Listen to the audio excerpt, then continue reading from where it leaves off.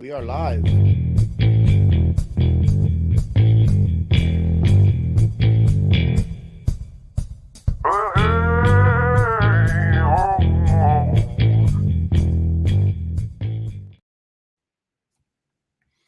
What is happening? Are we live? I think Yeah, so. we're Is that live, my? man. What's up, Gray? Oh, I had an echo for a second. That was me. I made the Was mistake this that? time. You could have blamed it on me, and I wouldn't have known any difference. That would have been great. I should have blamed it on you. It's Hey, always check me this messing out, things Gray. up. Check it out. Check it out, man. What you got? Surviving Behind Liberal Lines gifted 5 GreyMan Prepping memberships. Wow, that's That very is kind awesome, of you. man. Thank you. Thank you, Surviving Behind Liberal Lines. That is That awesome, makes man. me think about something. That thing that I was talking to you about today, Rudy.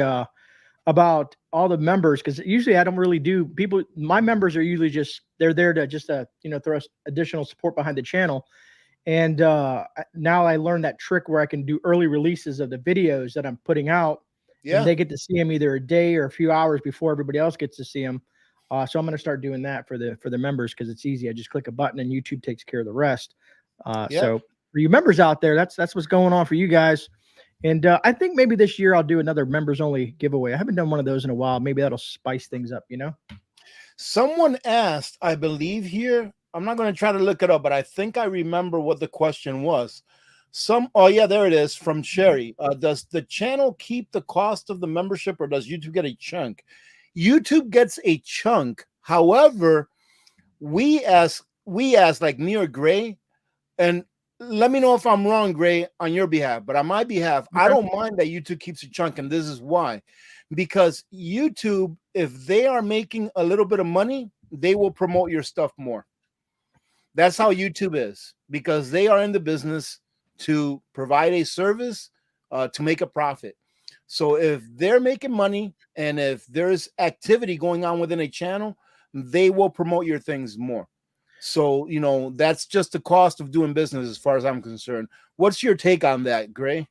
I have 5 key components to that. So yes, one, if you monetize your video, like I monetize this, there'll be a review or an ad in about 30 minutes. It should be only 2 since we go for an hour. So the monetization, since YouTube's making money, like you said, they will push the video. They're not going to push something they're not going to get nothing out of. That's just business. Capitalism is just how it is. Second, if for people that say, well, there's certain things that I can't do because finances are tight. Well, we've discussed this in the past. When you watch the video, like even the live streams, after the live stream ends, if you drop comments and hit like buttons, or people that watch the replays and people interact with the channel, it helps push the information up, and YouTube will give it an opportunity to recommend that. Every like, every comment. And also I learned, and I dug into what you said last time when we were on your channel. If someone watches one of your videos and then they click on either a playlist or another video after that, that really spikes YouTube's interest, because that person is staying in the YouTube verse of things. So YouTube's like, oh, they like this, they're going to stay on the platform, and they will propel your channel further and further and further. The benefit to us and our viewers is that more folks will get the message of emergency preparedness. So that's my spiel on that. And let me go ahead and throw this in, Gray, because I like to mention this at least once a month, if I remember, on my channel. And that is this. I remember you saying that some people are like, well, I can't afford to support in that way, which is fine. But I like to tell my community members that if they are either a member in the Ladies and Gentlemen's Club, which is my membership on my channel, or my Patreon, that if they are, or they're considering becoming one, that the first thing they ought to do is walk into their pantry. And if they walk into their pantry and they're like, man, my pantry looks great, I got a year's worth of food, I'm in the filling in the gap stage. Right now, I'm doing really good. If something happened, I wouldn't have to leave my house for 2, 3, 5, 6 months because I have everything I need. If they can tell themselves that, I feel good about them showing their support by becoming a Patreon or a Ladies and Gentlemen Club member. But if they walk into their pantry and they're like, man, I can definitely fill this hole here, I got a hole over here, man, I can use another 20 pounds of pasta to fill in that gap. If they don't have everything they need, I don't want them to be part of the Ladies and Gentlemen Club or the Patreon.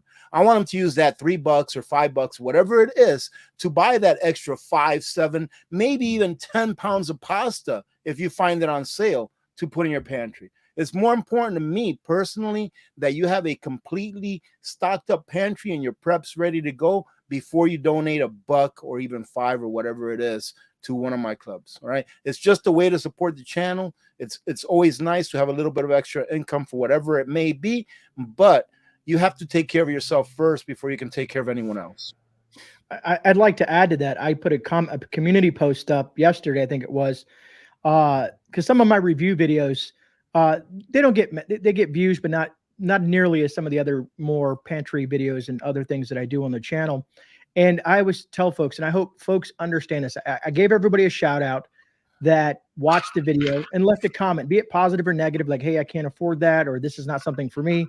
It still shows that interaction, and it's just truly appreciative. And I always tell folks, look, I'm just doing a review. Please don't ever feel that you are ever compelled to buy something that I'm pushing unless you feel that it fits in your budget and it's something that works for you. I'm just doing a review for something that was given to me to the channel and exposing you guys to a specific product or service on the channel. So I hope, because you hear this folks sometimes like, oh, you're just one of those channels that sell out to products and do this and do that. I'm like, no, man, that little stuff helps me out personally and helps me keep the channel going. And just, it's an incentive to do the work that we do behind the scenes for a 15-minute video that we might have 3 or 4 hours into.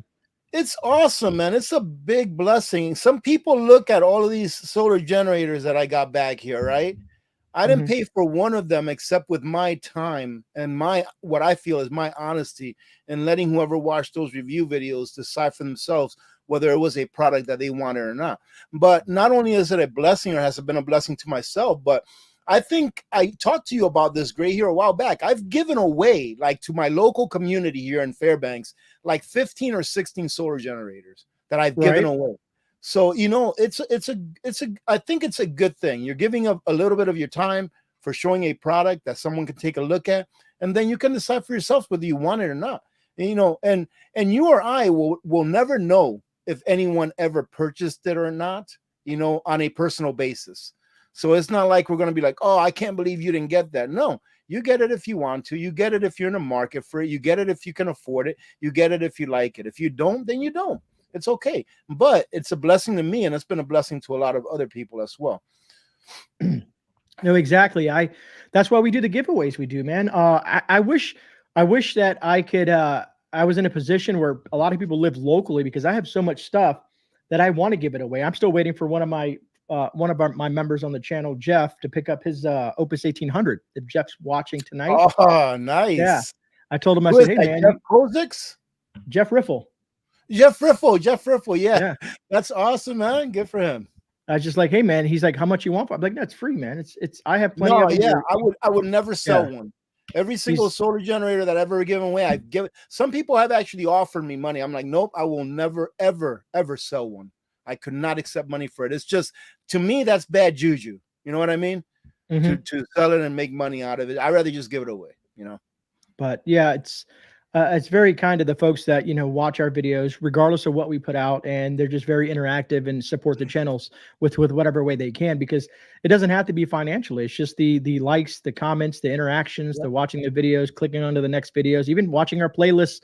Let's say we go on vacation for a week or so. And they're like, you know what? I'm going to turn this TV on and I'm going to let Grace's playlist go, or I'm going to let Rudy's playlist grow, whatever they do. It's just, those are the folks that are really dedicated to that. And I'm not saying you have to do that, folks. I'm just saying those folks kind of go above and beyond, just to try to, keep us going and whatnot. And I know some of you folks are like, are they ever going to get with the what are we talking about tonight? Cyber attacks? Yeah. We're talking about whatever, man. This platform that we're doing here is about whatever. It's about chit chat and doing whatever it is. If we ever talk about whatever you came up with, I don't even know, ladies and gentlemen, what we're talking about today, as far as substance, right? That GreyMan dug up for us to talk about. And that's what I like about doing this. All right. A lot of people are always like, oh my goodness, I hope Gray bought a gallon bottle of water today, because he ain't gonna have a chance to talk, so he might as well drink. But that's the way the format is. GreyMan gets the stuff and then he brings it out, and I look at it and we talk about it and stuff like that. But I think, hey Gray, how do you like it, man? I think it's working out great. I really like the way I like our banter. I like our conversation. Some people some people may have issues, but no matter what, someone's always going to have some sort of issue. Yeah. Be it, but you can't make everyone happy all the time, right? Yeah, this here is how much I love the folks, because I did a video, and these are all the comments, questions that people want to ask us. That they ask during the live streams. Yeah, and I found a way to download all their comments whenever I do a video, and answer some of these comments throughout. We'll do it towards the end. We'll talk about our topic first, or topics, and then we'll run through some of these questions, and whatever we don't finish, we'll add some more. But someone came up with a great idea. I forgot who mentioned it to me. Maybe it was even you, Rudy. Is like at the end of every one of our lives, I think I can even do. Yeah, I can even do it with your videos when we're on your channel. Yeah, like the last 5 minutes or so, something like that. Well, no, what I'm saying is if they leave a comment after we finish the live stream, if they didn't get that they try to ask us a question during the live stream and they don't get a chance and they put it down in the comment section, I can print these out every week and we can go over some of these questions that folks have. Yeah, absolutely. Like at the end of every one of our live streams, like for example, at the end of this live stream, we can go over some of the questions that we missed from our last live stream. Exactly. Right? Yeah. Great. And then at the end of next live stream on my channel, we can go over some of the questions that we missed during this live stream. Exactly. Right? Yeah, that will work great. I think that's a great idea, man. I'm glad I came up with that idea, Grey. Yeah. Yeah, you did, man. You did a great job, man. That's why I love working with you, brother. Oh man. But I figure it gets more community interaction, folks. They have that sometimes the chat goes by fast. I'm looking at the camera, then looking at you, and I just don't have time to look over here at the chat. So sometimes I figure that would be the best way to kind of not let those folks' questions go unheard. But anyways, so let's talk about you did a video, I did a post because I was at work, so I couldn't do a video. About the sheriff that had a conversation with his constituents in Ohio. And I shared that out, man. And it's funny. I even got one negative comment on that post. And on a post, not even a video, on a post, I got a negative comment said, "Don't trust cops. Cops are bad, blah, blah, blah, blah." And I was like, they're not cops. Whatever. I know they're sheriffs. They're constitutional officers. Constitutional officers. And when I watched that video, and here's how I found that video, and this is why I wanted to talk to, because you found it, I found it, but the way I found it is my business partner was a sheriff for 32 years in the sheriff department. Yeah, he reached out to me Thursday morning or afternoon and was like, "Hey, I'm going to send you something." And I said, "What is it?" And he says, "Well, it's a sheriff talking about a conversation he had with the FBI director and the bigwigs up there." And excuse me. And he said, I said, "Is it factual? What do you know about it?" He said, "Here, I'm going to give you an inside scoop. I talked to one of the deputies that I'm friends with, a deputy that's high up in our local sheriff department." He says, "Our sheriff in our county was part of that 3,300 sheriffs that were out there. And he had a meeting with his deputies. He didn't do what this sheriff did, but he had a meeting with his deputies with all the information that was provided at that meeting.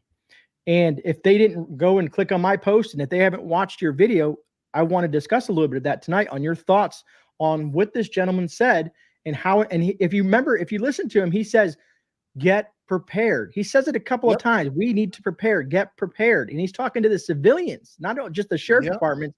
He's talking to you out there, the viewers that are watching us now, you folks out there, to get prepared for what's coming down the pipe.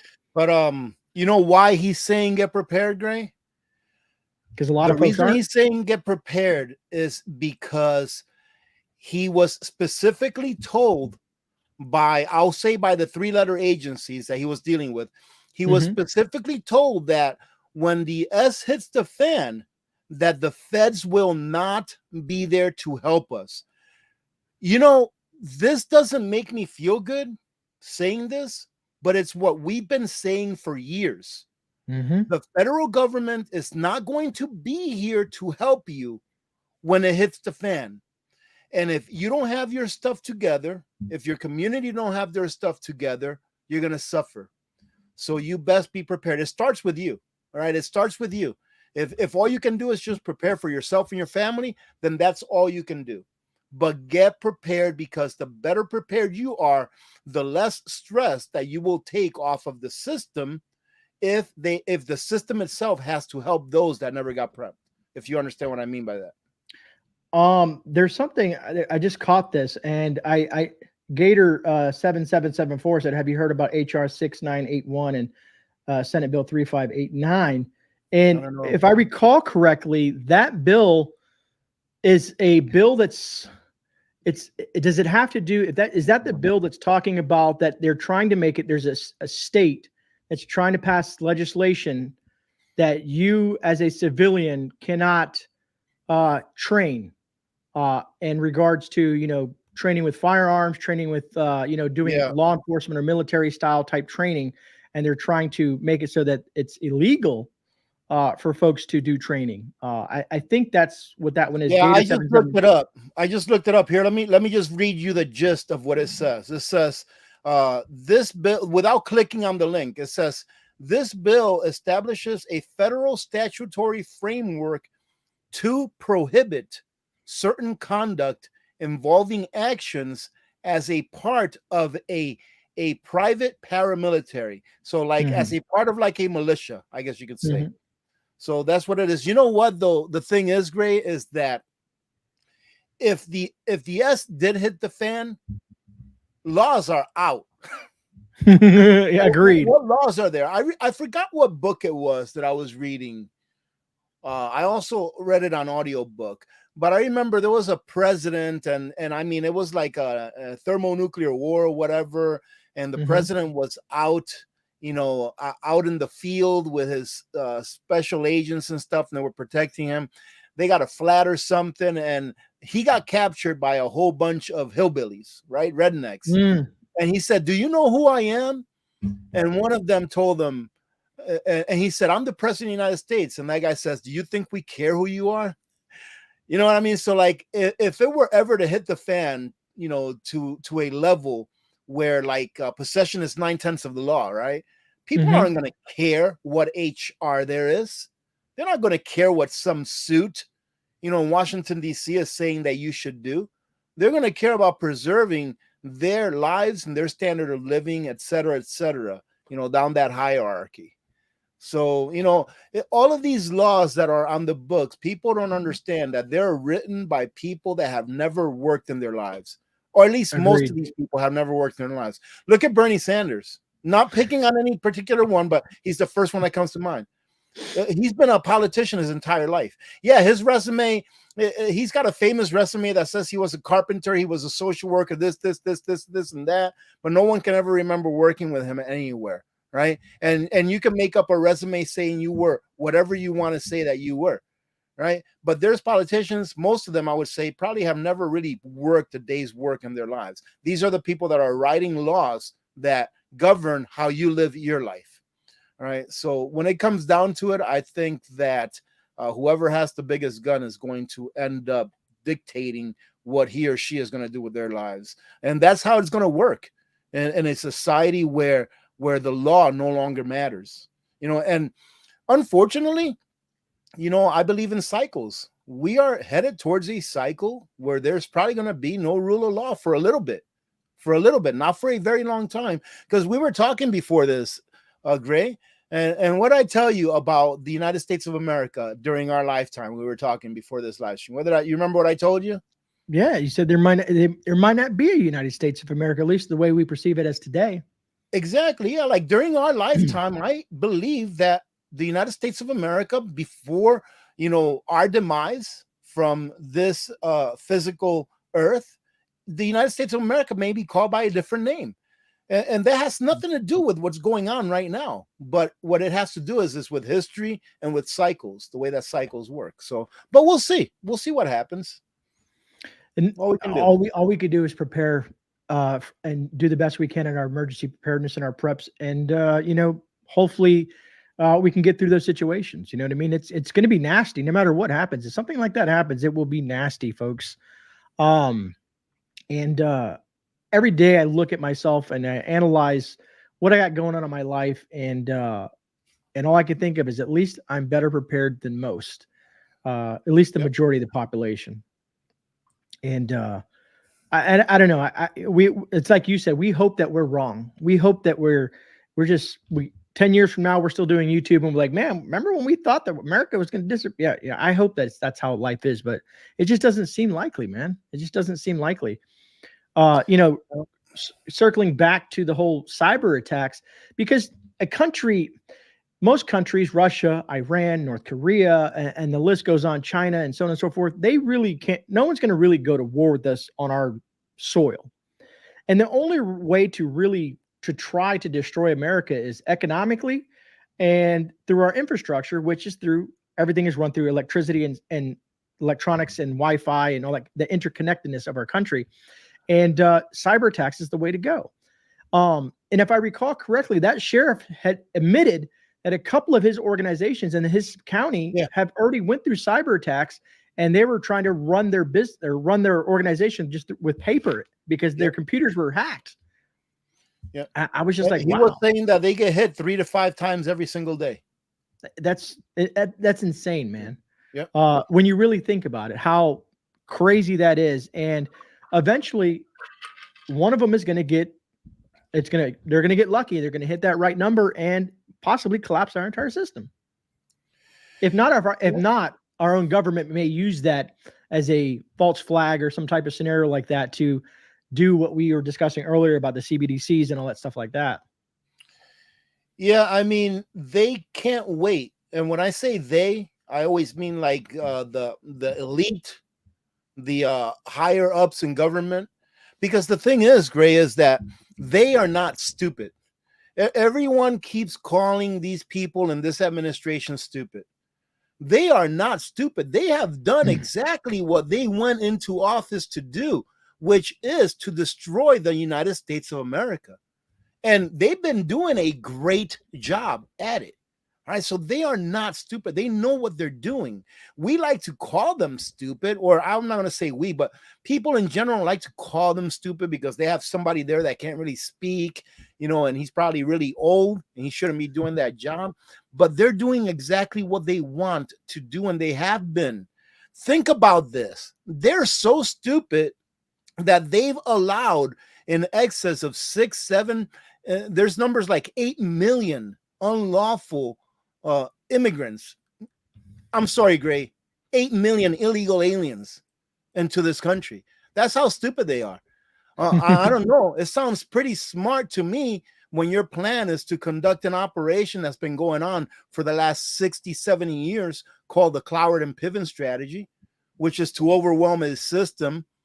That way it can turn from a capitalistic system into a communist system. Don't seem very stupid to me if that's what you want to do, because that's exactly what they're doing. So in my opinion, their biggest hope is that Iran or one of these other countries that are considered our foes, one of their biggest hopes is that they do something that causes a lot of lives to go away. All right. So that we can then, as a government, as our government, as a nation, can say, hey, we have to go and conduct a kinetic operation on these people. I'm trying to use my words wisely so they didn't get in trouble on channel. I understand that. All right. So I think that's one of their biggest hopes, is that something really bad happens so that they can go back and not write a whole bunch of new laws, but implement a whole bunch of new laws that have already been written and are sitting on a shelf somewhere, like the Patriot Act, right? The 2,000-page law that got written overnight, okay, that was just ready to go as soon as that happened back in September of 2001. All right, so it's ready to go. They just need a serious event, a crisis to occur that they can blame on someone else, and then they can tell the American people that, hey, this is how we're going to save you, and all we need is for you to tell us yes. And being that 60+% of Americans live paycheck to paycheck, if something happens that's severe enough that disrupts their standard of living for a long enough period of time, they will say yes, and they will therefore accept their enslavement furthermore than what we already are enslaved, just so that they can get a little bit of relief from that same entity that caused the problem to begin with. Absolutely. What do you think of the question that South Florida DCL poses?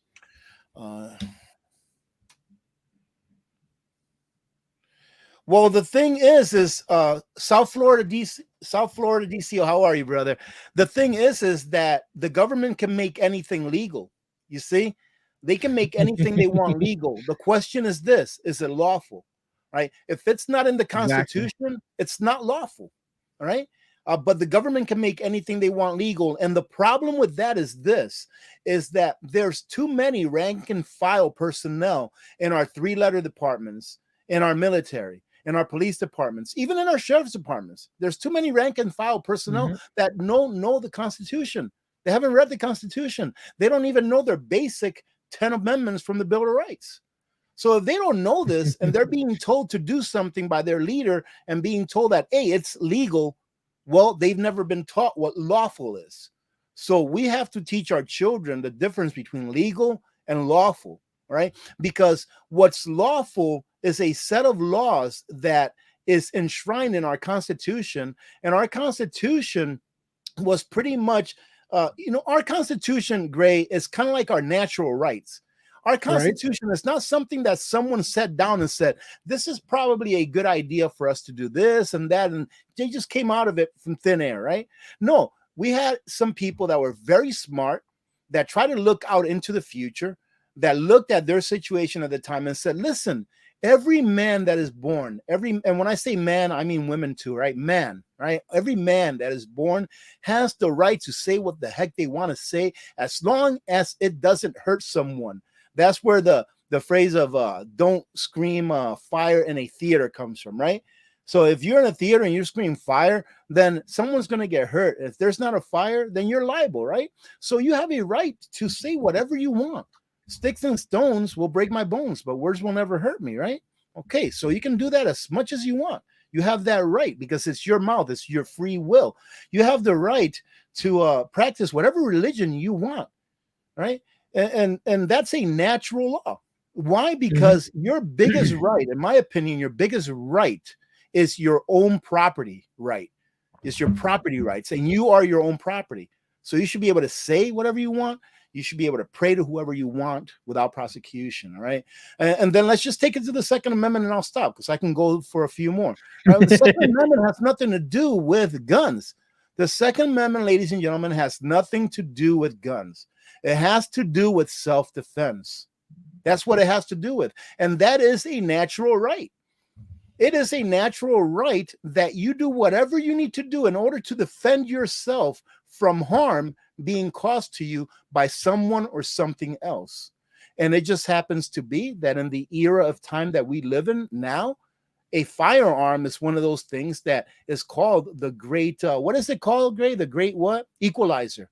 It's called the great equalizer because a 110-pound tiny woman can protect themselves against a big, ugly guy like me that weighs 250, 270 pounds, whatever it is, right? Or 300 pounds. So it's the great equalizer. And the Second Amendment is about self-defense. It's not about guns, but it just happens to be that one of the best tools that we can use to defend ourselves are guns. Why? Because take a look at history. Take a look at history and try to ask over 300 million people that have been democided over the last century or so. The only problem is you're not going to be able to ask them anything because they can't answer anymore. Give me a second, Gray. Let me go turn off this alarm that I always forget to turn off. Hey, what's up, JRC? Good to see you. Doesn't make sense. I appreciate it, Teresa. And Yarn, congratulations. I think I told you on the on Instagram, but I want to say congratulations. I didn't. I'm just kind of looking around to see if I missed anything. Because what did I say? I think everyone should stop paying taxes. I agree, Travel Diva. I agree. Imagine that. That'd be great. And you know, that's one of the things that I said, that if we were together as a country, if we as a country were one and we weren't as divided as we are right now, that is a great way to keep the government in check. Oh, you want to pass this law? Okay, we're just not going to go to work for the next 2 weeks. Why? Well, because we don't have to. We're prepared. We got enough sustenance. We got enough stuff put away to last us 6 months. It's no big deal if we don't work for 2 weeks. We don't play with the banks. We save up and buy stuff in cash instead, and we don't play with the banks, so we don't have to worry about paying the man on the 1st and the 15th, et cetera, et cetera. But I know that's just wishful thinking, right? Yeah, it's unfortunately it's that's why they keep us divided, brother. when you were talking about the Second Amendment, it made me think of one of the comments that one of the viewers left, our viewers left, in regards to a question. It was Joyce Terrera. She said, "How do you feel about concealed carry permits? I am of two minds and not sure if I should get one."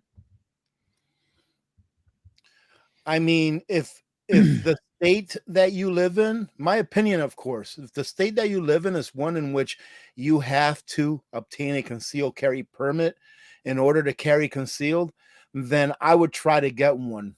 I personally, I am not opposed to anyone's wish to carry open. I personally don't like to carry open. I personally don't like anyone to know that I'm carrying, you know.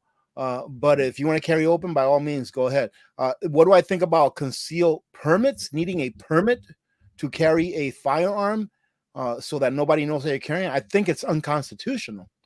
Absolutely. I think it's 100% against the Second Amendment.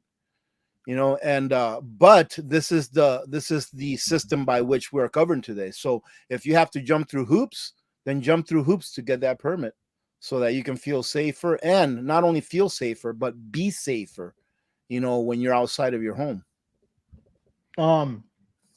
I saw Elizabeth said, "I'm a nurse. If I don't pay my taxes, I lose my nursing license." And Elizabeth, that's how the system has it situated. It's extortion. It's what it is. Extortion, exactly. And let me say something very real quick before I forget this. This is a fact. Excuse me. I did a video on this a while back. The CDC did a study. Well, they contracted an independent company to do a study on gun violence, right? And they concluded, and this was never really published to the public because the government did not get the results that it wanted, right? But this study concluded that on an annual basis, anywhere between 500,000 to 3 million, right? So anywhere between 500,000 to 3 million times on a yearly basis, an American citizen uses a firearm to protect themselves against assault of bodily harm. Okay? And then you compare that to the 300,000 annual instances where a crime was committed with a firearm. So you compare 300,000 crimes that were committed with a firearm against 500 to 3 million times where a citizen protected themselves against a crime. And of that 500,000 to 3 million times, I believe it was about 300,000 times that a firearm was used by a female in order to keep from being, you know, abused. You know what I mean? Yeah, no, I hear you. So for anyone that thinks that not having a firearm, for anyone that thinks that having a firearm is crazy, first of all, you better hope that you never need to use it. I have one, and I hope I never in my entire life need to use it ever. I would love to turn those over to my kin, right, and leave it to them in my will one day without ever having, you know, had to use it for self-defense, except for going out to the range and using it for self-defense against some targets, right? But you just never know. And that's what it's there for, because you never know. It's insurance. Yeah, it was Miss Worm had a question, but one of our viewers answered it. Thank you, Renee, for that. In regards to constitutional carry, Florida has fake constitutional carry. That's what I call it. We have permitless carry, so we're allowed to carry a firearm without a permit now, as long as you have your license with you. But there's a caveat to that, folks. For you Floridians out there, I listened to a lot of legal jargon on Florida when they passed that legislation, and it really kind of irks me a little bit that DeSantis didn't override that and say, "I'm not going to sign this bill until it's open, you know, full constitutional carry," because if you have a concealed weapons permit in the state of Florida, and Florida is supposed to be, they call it the gunshine state. They say Florida is one of the most freest states out there, but we're lumped in the same place as California, New York, Illinois, when it comes to gun laws. And what I mean by that is if you don't have a concealed weapons permit and you're in a school zone driving to work and you get pulled over for whatever reason you get pulled over for, and they search you for whatever reason that they deem fit, you just committed a felony. Now, if you have a concealed weapons permit that's registered with the Department of Agriculture, because we have a bunch of rhinos that work up in Tallahassee, you're good. So now everybody thinks, oh, it's okay to carry a gun. because I don't need a concealed weapons permit because it's permitless carry. But if you get caught in a school zone, if you ever map out a school zone from your drive from your home to your job, think about how many school zones that you pass through. And if you were to get pulled over and the cop wants to be that type of cop, especially local city cops, you could possibly be on the hook for a felony. That's the only thing I don't like about this permitless carry thing that they passed in Florida, because it's not constitutional carry. Yeah. And you know what, Gray? That's why we need a financial collapse. You know, I don't say this because I want it to happen, but in a way I do. Because our government right now, unfortunately, is so corrupt that the only way that we can change it is to starve it. And as long as the government has the ability to create its own money out of thin air by stealing your wealth from you, it will continue to have power over we the people. Whereas the way that this government started and was meant to be was for the people to have power over the government. And it's changed over because, you know, before 1971, you can look this up. Even Joe Biden did this. I think he did it to President Ford when Ford was in the White House. I forgot what, I think it was President Ford. But before 1971, before the government can just, people just don't know how important it is to have good money, right? Because right now we don't have good money. But before 1971, before the government can just do whatever it wanted because it had unlimited funds, right? The senators and congressmen actually were able to walk into the White House and say, what the heck is going on, Mr. President? What do you think you're doing? That's how much power we the people had. I remember reading a story a long time ago that even Joe Biden did that. He ended up rushing the White House, the Oval Office, with a whole bunch of his buddies from the Senate, I think it was, and saying, hey, what's going on, President Ford? You can't be doing this, et cetera, et cetera. I forgot what it was about, but I remember reading that story a long time ago. But that just goes to show how much power the people had back then.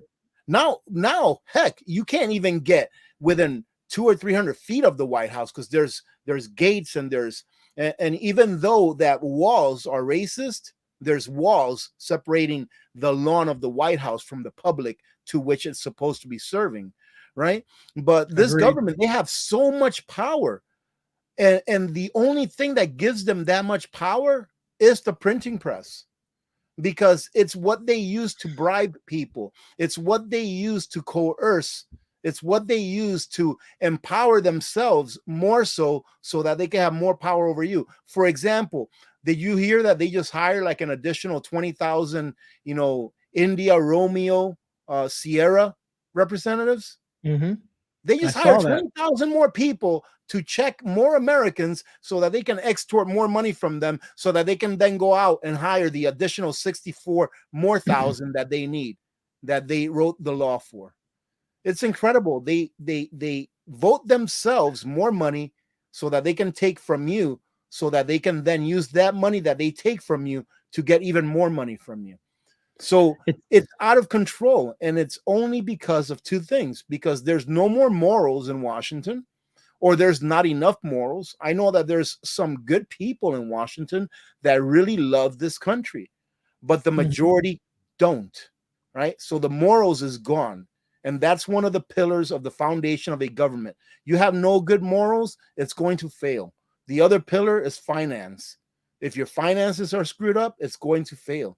And the only thing that's going to fix this thing going forward for our children, because I believe it's going to take about a generation or two for it to finally be in a way that our children can live a good and happy life. You know, the only thing that's going to allow it to happen is for this system to change over to an honest system. But without a collapse of the financial system, it's not going to happen, because this is what gives them their power. I got two things paused on two screens. One, I want to answer both, I guess. South Florida DCL says, GreyMan, you can open carry if you're coming from or going to hunting, fishing, or camping. So funny that you mentioned that, South Florida. So I always keep my fishing and tackle box in my vehicle because of that. But it's still a law. It's still a law on the books, to me, that deters from the Second Amendment. We should be able to do that regardless of if we're going hunting, fishing. We should be able to do it to self-defense. What the Constitution says, self self-defense, not just because we're fishing or hunting or coming to from, you know, a gun range or whatnot. So they get to cherry pick what they get to do with the Second Amendment here in Florida.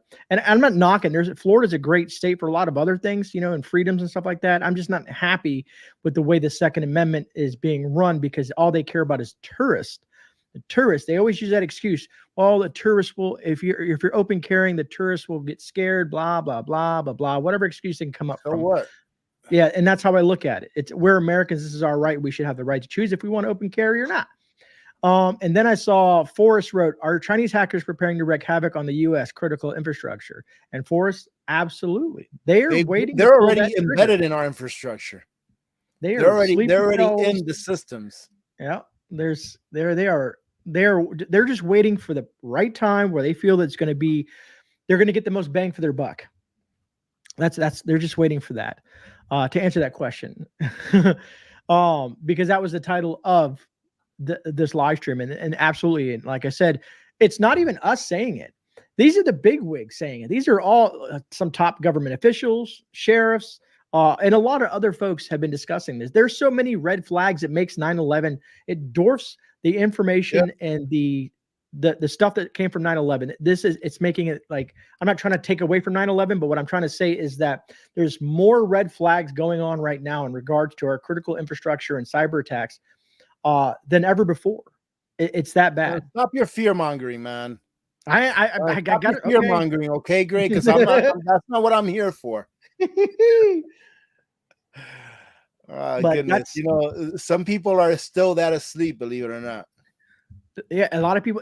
I talked to some people that are in security and stuff, like, oh, that there's just no way. There's just no way that can. I was talking about to someone. I was like, hey, when the sheriff was talking, he was talking about drone attacks and how drone attacks have been used around the globe. And he's like, the sheriff said that there is no really offense or defense from the local and state level. And I was like, that makes absolute sense, because anybody can buy a drone at this point.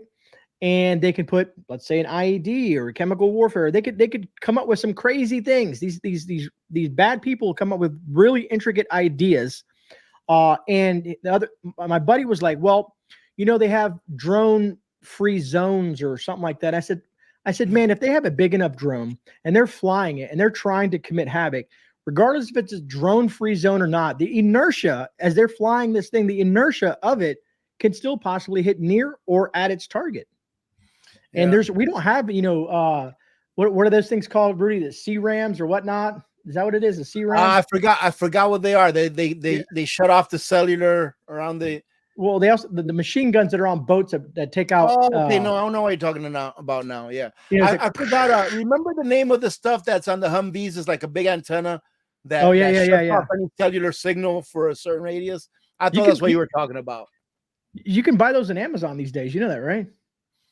Yeah, I mean, I don't know, man, but that was like one of the big deals when I was in, you know, downrange. If that wasn't working, you weren't going anywhere. And I didn't want to go anywhere without it. I see Ultramagger Page says, Rudy and GreyMan, have you guys met in person? Just curious. I've been trying to get Rudy to come to Florida, but Rudy says he will never leave Alaska.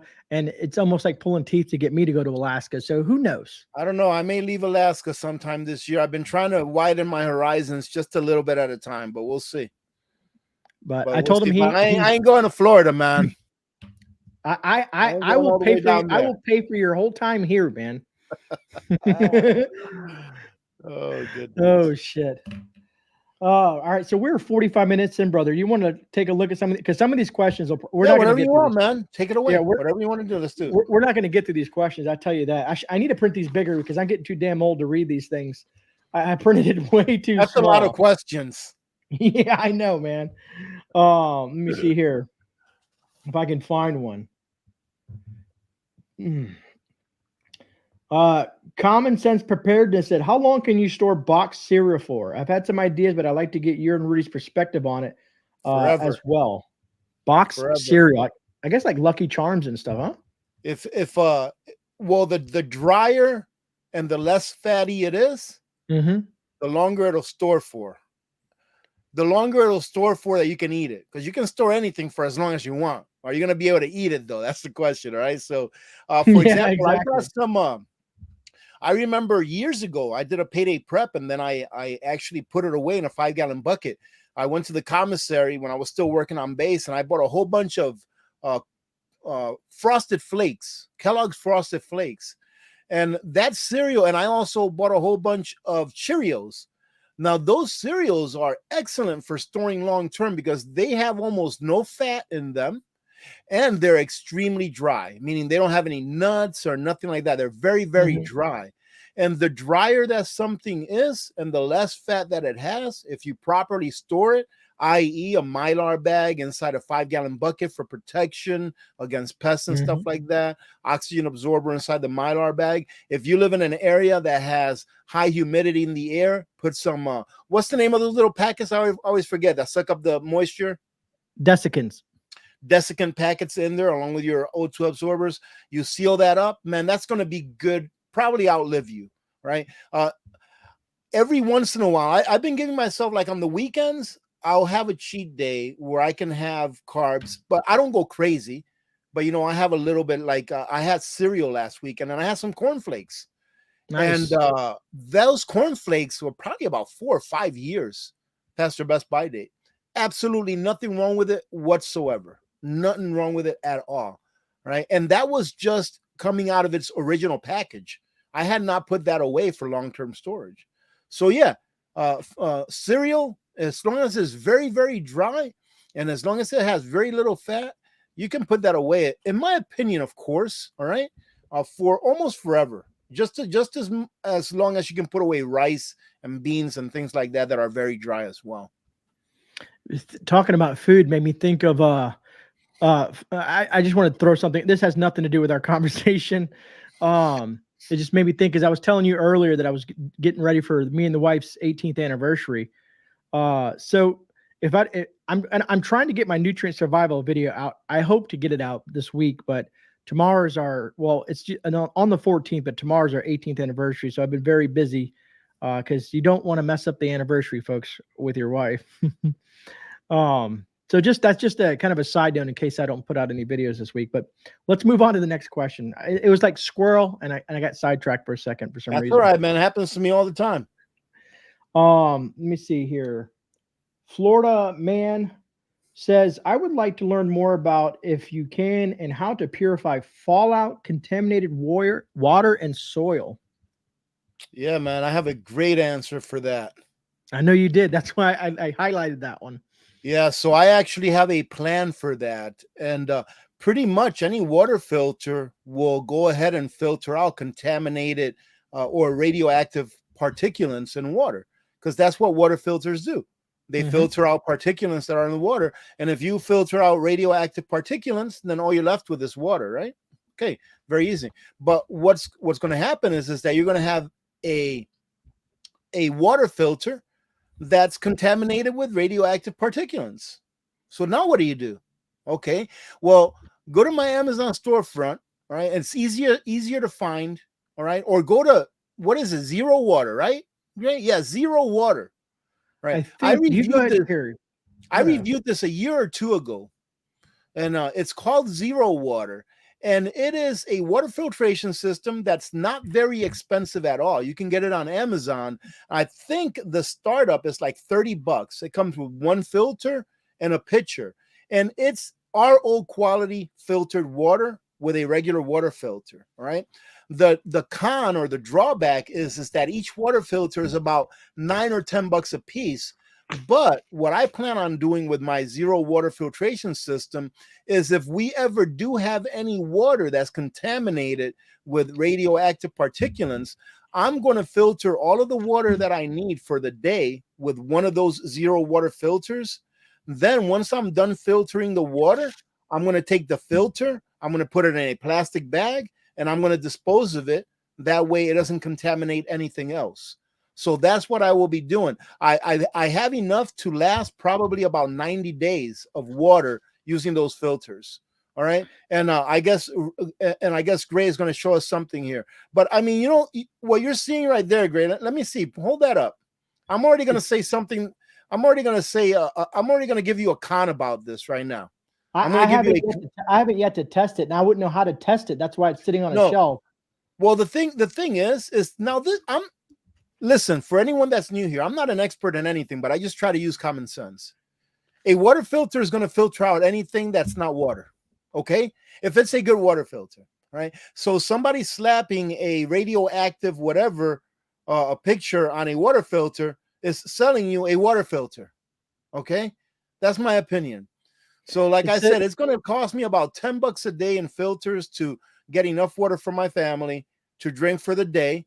If we ever had to filter out any radioactive particulates out of water using the zero water filtration system. And it's a great filtration system. It's not something that I would use on an everyday basis, like for just regular times, because I have a reverse osmosis system, which is a lot more economical than using a $10 filter every week or so. Right, it's a lot more economical than that, right? But that filtration system, zero water, is, in my opinion, a great filtration system and would do the job. All right, so go ahead, Gray, and show what you got there. No, I'll have to take a look at it. This is something that's been sitting on my shelf for a while. It was sent to me not for a review, but just they asked me my opinion on it, and the problem is I don't have any radiated water, but it says an exclusive ionic absorption microfiltration system. And then they got a filtration system. You know, like I said, I'm not an expert in that, but it's just common sense. When you're filtering water, what you're filtering are the particulates out of the water, and the radiation attaches itself to the particulates in the water, not to the water itself. The radiation cannot attach itself to a molecule of hydrogen or a molecule of oxygen, but it can attach itself to a dust particle or to a piece of dirt or to a fabric or something like that may be in your water. And that substance is what a water filter filters out.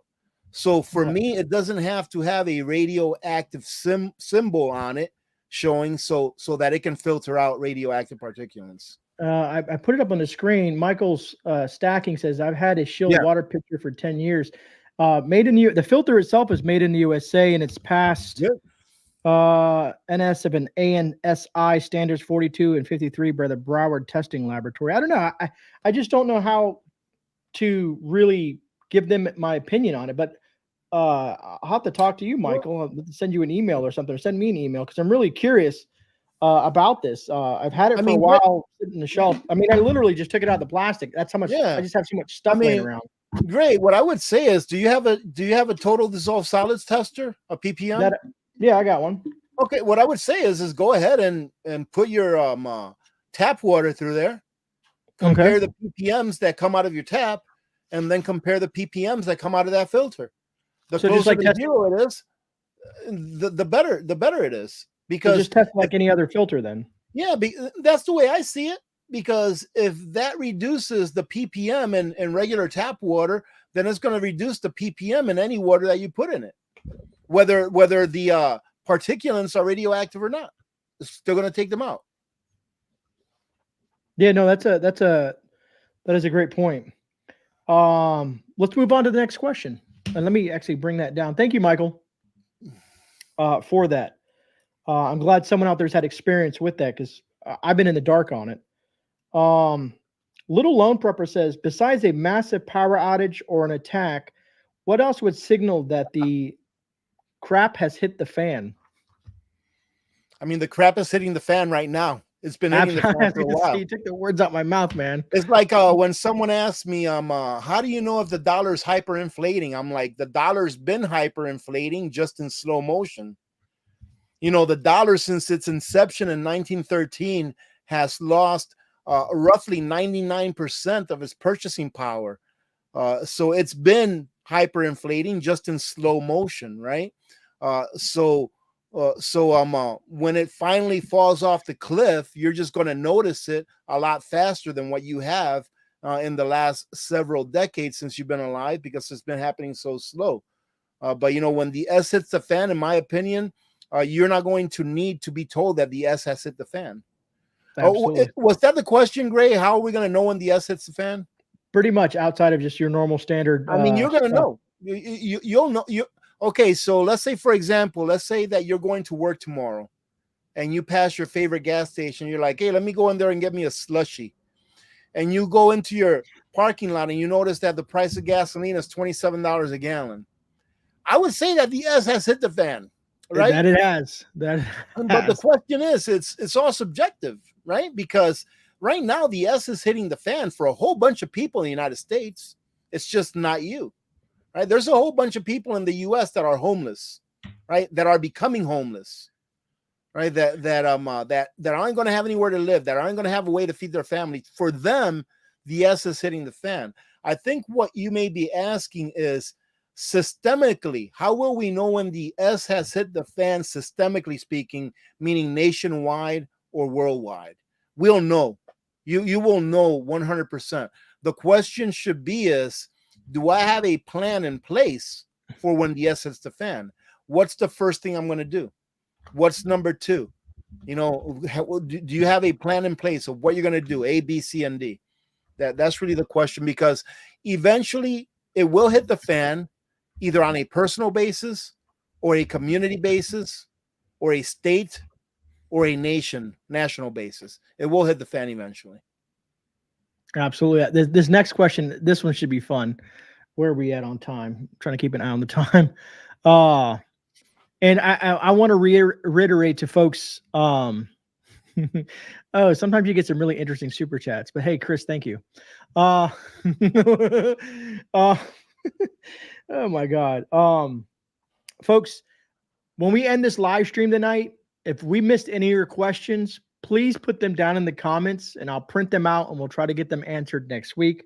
As I'm trying to get through these questions currently. Where was it? Nasir Assis wrote, what is the best round in your opinion for self-defense? Isn't that a great question? It's different for everyone, and I'm gonna tell you the round that everyone's like, no, you don't want to have that. It's actually sitting back there. Where is it? There it is, right there. It's right there. You can't see it. You know, you can't even tell what it is unless I tell you. But for me, it's 9mm, and I'll tell you why. 9mm for self-defense means that it's going to be close contact. Means that I'm going to be, you know, probably within a few feet, a few yards of whoever it is, because it's for self-defense.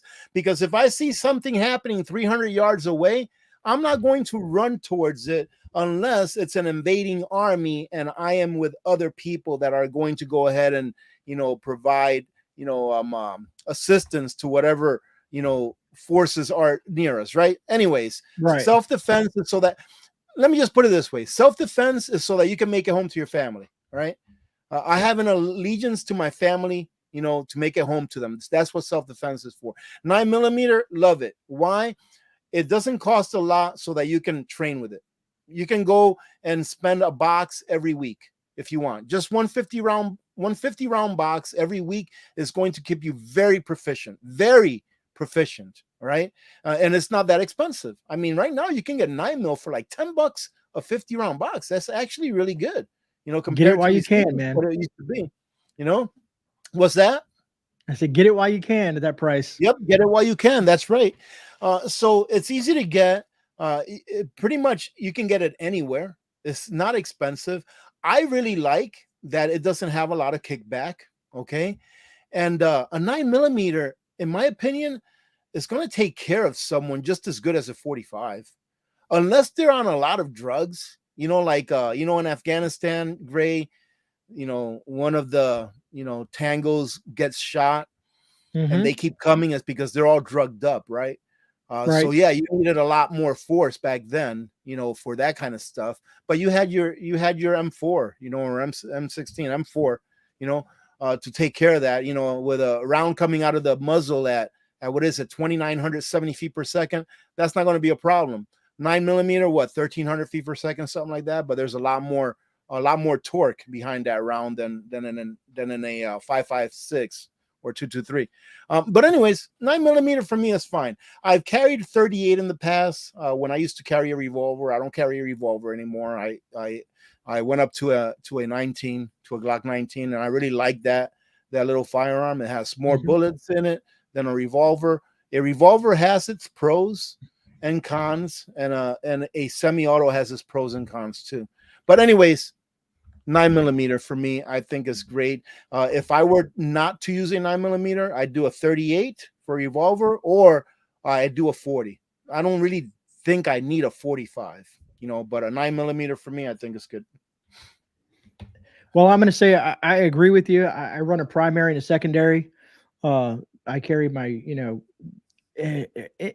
depending on the situation that we're in. I mean, in an everyday carry, I'm always having even as I sit here, I'm armed. Not that I can pull it out and show anybody, of course, because you know how that goes. Right. But it's a 9mm. Right now I'm running a subcompact. I'm running a subcompact. Yep. It's 15-1. It's just more comfortable for me to carry. I do have a Glock 19 as well and a Glock 45, which are kind of close to each other. And there's variations of that, but the 9mm and the 5.56 those are one of the two most common possible rounds in America. You know what I mean? So if SHTF went up and there's bodies everywhere and people have been battling it out, I'm pretty sure you're going to be able to find 9mm and 5.56/223 everywhere versus some of the more oddball rounds out there. Your 6.5 Creedmoors, your Lapuas, all the cool stuff, the tactical stuff. That's going to be a little bit more complicated. I love my AK, that 7.6239 round. It's a beast. But I figured rounds are nice and cheap, man. The rounds are so cheap for those. Exactly, and it does hella damage for what it is. Yep. It's the accuracy. People always give me crap about the accuracy. I'm like, man, if I'm 25 feet away and you're in a vehicle, I'm going to shred that vehicle with that firearm. For the times that we live in, like my AR, I got it sighted in for 200 meters, right? Mm-hmm. An AR has an effective range of, I think it's 600 meters. What do you need 600 meters for in the world that we live in today, right? And even if we went like to a war, in my opinion, it would not be a linear war, meaning that here you have the North, here you have the South, here's the bad, here's the good. No, I agree. It would not be a linear war. So why would you? I wouldn't see why I would want to sight in my AR for 500 meters or 600 meters. I just don't see how I would do that. 200 meters is fine. My wife's AR, I was like, let's just sight yours in for 100 meters. That's good enough. Because really, do you see yourself? Well, if you find yourself anywhere in town or in your home or whatever, can you see out 600 meters? More than likely, you're not going to see out 600 meters. And even if you can, I feel that with 200 meters, it's still easy enough to adjust your sight to be able to go out 500 meters or 600 meters. All you have to do is just know a little bit of what you're doing as far as marksmanship goes. It doesn't take a lot of practice either. Just make sure you have those tick marks on your rear sights, and you'll be able to reach out 500-600 meters, even if you're zeroed in at 100 or 200. But anyways,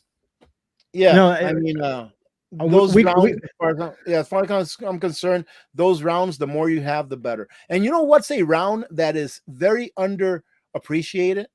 22 LR. Yeah, that is an awesome round. Can you imagine? If you only knew how many of those I have. My goodness, but can you imagine this? Great. If a 22 LR is going down range at about 1,200 feet per second.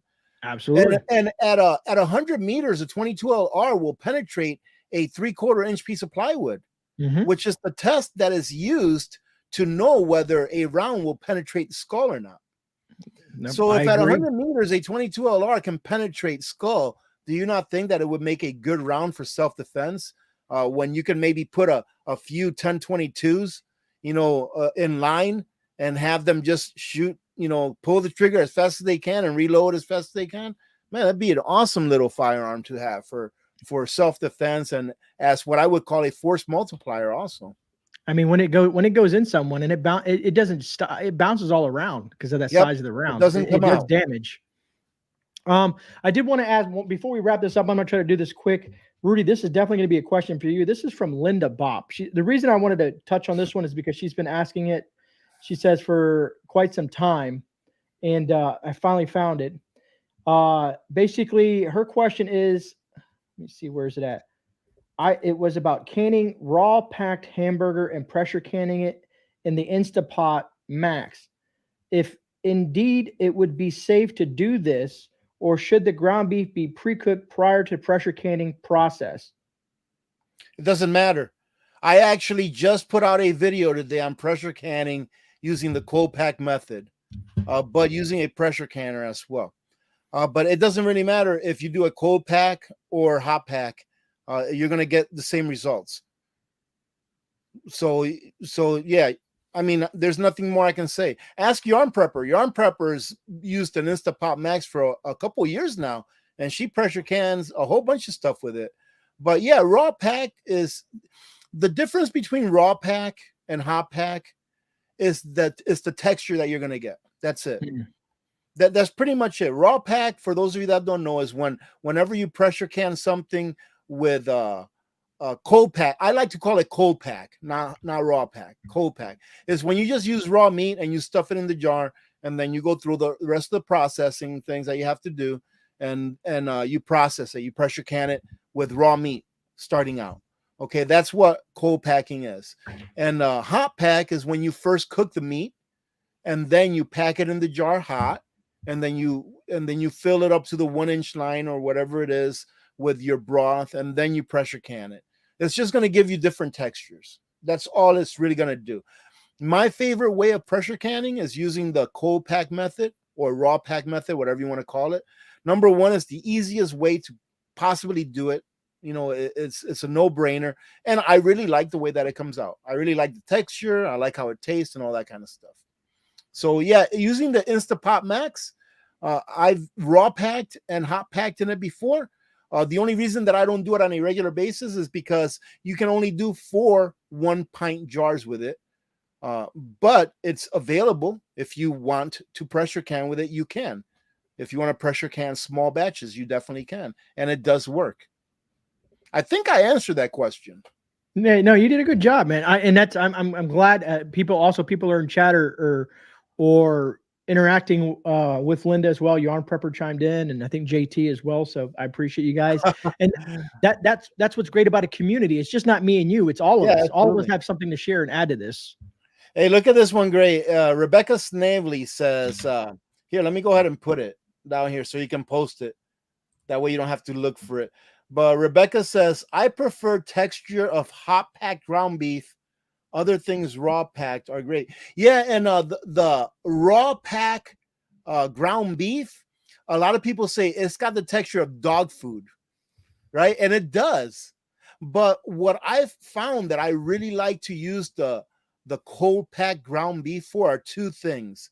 Number one, to make my meatloaf. Oh my goodness, meatloaf. Canned meatloaf is so delicious, and it seems like the older it gets, the better it gets, right? So that's one thing. But if I just raw pack ground beef with just like a little bit of salt and no spices or nothing, what I use that for is for like a marinara sauce, because when it breaks down really even, and it's very consistent throughout the sauce, so it really goes a long way. But if you're going to make like a rice dish, or if you're going to make tacos or things like that with ground beef, then you want to hot pack it, because it does maintain its texture, and it's more like a ground beef texture if you do that. So yeah, it just depends what you prefer. As long as you're putting away food, that's really all that matters. But you have to be able to eat it too when it's time to eat it. So last question I'm going to throw out there is South Florida came in about, since we're talking about it. South Florida said, ask me specifically, have I ever tried dry canning in the oven? Yes. I think that's what you're referring to, right, brother? Have you ever tried canning and tried oven canning? Yeah. So I've done dry canning in the oven, where you heat it to about 200 degrees. I think is where, if I recall my memory correctly, it's like 200 degrees and whatnot. I've done some dry canning in the oven. I'm still learning canning. That's why I don't like to speak on it too much. I rather Rudy, who's been doing it for hell of a lot longer than I have. Just, you know what? The thing is I have no problem how people put away their food. You know, it has to be whatever works for you. But like, I just rather do the easiest thing to do. Like, instead of trying to dry can in the oven, which is, you know, you can do it. Nothing wrong with it whatsoever. I rather just pay the 6 cents for an oxygen absorber. Just throw the oxygen absorber in there, and it's good to, and and a vacuum sealer. Oxygen absorber. You don't even technically you don't even need a vacuum sealer. All you need is an oxygen absorber. But if you want that little extra layer of protection, yeah, go ahead and use the vacuum sealer. I'd rather just do that. Why? Because it's just easier. It's easier to do that. If I didn't have any oxygen absorbers or even a vacuum sealer, then yeah, dry canning in an oven, it works great. It's going to work. Some people say that you shouldn't put jars, mason jars in an oven and stuff like that. But this is what I say. If you've done it and it works for you and you want to do it, you do it. As long as you're putting away food and you're using a system that works for you, that is really all that matters. No, I would agree. I experiment with a lot of different things before. I've been doing a lot of experimenting, from the pressure canning, the dry canning, and this canning, and all different types of. I'm really good at old school food storage, with your Mylars, your O2s, and Yeah. 5-gallon buckets. It's just something I've been doing for a long time. So I feel confident on speaking on topics like that. But I'm still experimenting a lot with the canning process, which I've been watching your videos. I've been watching tons of videos online. There's some great channels out there that do a lot of great canning videos, and just kind of following step by step. Plus I got my ball canning jar thing and specs and all that stuff like that. So I play around with it. But I don't feel comfortable having it on my channel just yet. Well, the reason I get away with my Maverick way of pressure canning or canning is that I tell people, listen, this is how I do it. I've had people send me emails saying, hey, what you're doing is dangerous. You shouldn't be doing this, right? And and it was someone who had sent me an email about me using 15 pounds of pressure, even though my elevation requires only 1,000. And they're like, what you're doing is telling people something dangerous. This is not what the ball book of canning says to do. It says you should use 10 pounds of pressure, etc. Right? So I said, you know what, let me really look into this. And the reason why I use 15 pounds of pressure for my pressure canning, even though I'm at an elevation that only requires technically 11 pounds, right?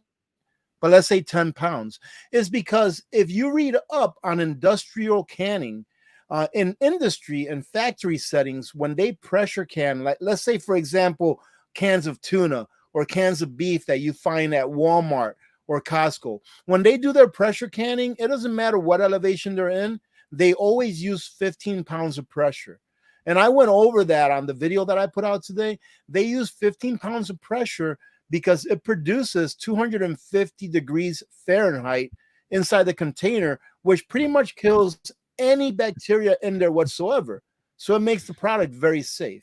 So the way that I feel is that when we are pressure canning at home, we are doing the same thing that they're doing at a factory setting, except that we are doing it at a micro level. We're doing it at a very small level, in comparison to how they're doing it when they do 1,000 cans at a time. So if they can do it at 15 pounds, I should be able to do it at 15 pounds, even though I'm in an elevation that only requires 10 pounds of pressure. So I don't mind doing that. But that's how I do it. And that's what I tell people. Listen, this is how I do it. If you don't feel comfortable with it, then go do some research, go on the USDA website and see what you're comfortable with doing. But if I at least get someone to be interested enough to do a little bit of research, to go over there and question why I'm doing something that I'm doing on my channel, then to me, that's success. Because at least they're going out there and finding out for themselves, and hopefully they'll pull the trigger and do some of their own preserving so that they can have some food put away for whatever may happen down the line. I'm just checking on something. Someone said something about a CME, so I'm on the spaceweatherlive.com. M9 solar flare will with Earth-directed CME. Yeah, it's going to be, we'll just have a little bit of interference. It's not going to be the end of the world. An M9 is right below an X. Dang, when you're looking at an X and really high X, that's when you really have to start worrying. Yeah. I was going to say, I get to use my preps now. Hey, what time is it, Gray? It's time to wrap it up, brother. We're 15 minutes over. My daughter's got a school function tonight, so we got to start calling it. All right, so folks, We got through some of the questions. I will save these questions, the ones we missed, for the next live stream, which will be on Rudy's channel next Monday at 7 p.m. Eastern Standard Time. If you have any questions that we missed tonight, put those down in the comments, or any other things that you want to put down in the comments to help support the channel. More comments, the better. The more thumbs up, the better on these live streams, so people can get information like this and be a part of our community. Other than that, folks, I personally want to say thank you for taking the time out of your evening and hanging out with myself and Alaska Prepper on this live stream tonight. Because I know we go for a little hour, sometimes a little over. We do apologize for that, but we get, we're just trying to answer questions and share information as well as community members, which is always an enjoyable thing. So thank you guys so much for your time. Anything you want to add to this, Rudy? No, thank you very much, ladies and gentlemen, for being here. Thank you, Grey. And if you're looking for the best freeze-dried food in the market, check out Grey's link down below, because don't you have a sale going on right now where you're giving like 15% off? Yeah, it's called Slay the Day Bucket. It's GreyMan Bucket.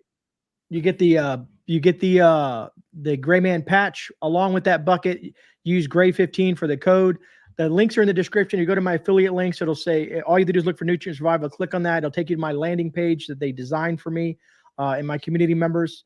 If you're looking for, like Rudy said, it is probably one of the best freeze-dried foods on the market, folks. It's the best there is, man. It's the very best that there is. Don't get me started. All right. Yeah. If you get, some people are like, well, I don't have the money right now. And I'm not saying you have to buy it now, but if you want the best in the industry and you're going to use your income tax for some of your preps, that might be something that you might want to add to that wish list that you're trying to accompany with the income tax or income tax return check. I'm still waiting on mine. I haven't got mine yet. So I haven't even filed my income tax yet. I'm just waiting on some of my paperwork. I still haven't even gotten it all. Like I told you earlier, I literally just ordered 12 number 10 cans from Nutrient Survival just yesterday or the day before, just to order, because they had a great deal and I had some points saved up, so I just used it. You know what I'm going to order as soon as I get a little bit of extra cash? I'm going to order some more Red Feather brand butter in a can. Oh my God. I have that on my wish list, Rudy. I have that on my wish list, man. That's just expensive, but it's good. I'm gonna have to open a can up here one of these days on a video to see how it is, because the cans that I have, they have to be like, man, they have to be about 7-8 years old by now. The cans of the butter that I have in a can. So I'm gonna have to open one up, see how they're doing. I'm pretty sure they're doing well. Awesome. All right, folks. Remember, you aren't alone. This is GreyMan and Rudy, the Alaska Prepper. We're out. We'll see you next week, Monday at 7 p.m. Eastern Standard Time on Rudy's channel. God bless you all.